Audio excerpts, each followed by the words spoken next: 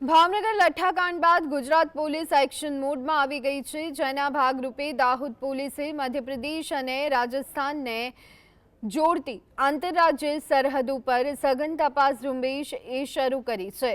ધાવડિયા, Khangela, મીનાક્યાર, Chakaliya, સેજાવાડા, સકટાડા checkpost પરથી રાજ્યમાં પ્રવેશતા તમામ નાના મોટા વાહનોનું ઝીણવટભર્યું ચેકિંગ કરવામાં આવી રહ્યું છે।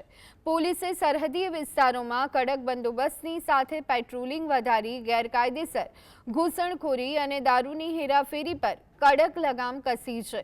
દાહોદ ડીવાયએસપી જગદીશ ભંડારીના જણાવ્યા મુજબ પોલીસે છેલ્લા એક જ મહિનામાં ₹2 કરોડથી વધુનો વિદેશી દારૂ અને 700 કિલોથી વધુ અફીણના જીંડવા ઝડપી પાડી મોટી સફળતા મેળવી છે।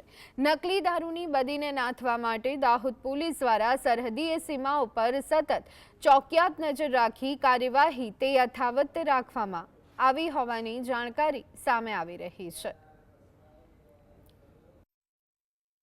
દાહોદ જિલ્લા પોલીસ દ્વારા જે પ્રોહિબિશન અંગેની નીતિ છે એ નીતિનો સારી રીતે અમલ થાય તે માટે રૂટીન કામગીરીના ભાગરૂપે જ દાહોદ જિલ્લાની જે બોર્ડર વિસ્તાર લાગુ પડે છે ત્યાં ચેકપોસ્ટ સતત ચાલતી હોય છે અને જે અમુક ઘટનાઓ ઘટી છે એ અન્વયે પણ એ કામગીરી છે એ વધારે કડક કરવામાં આવેલી છે।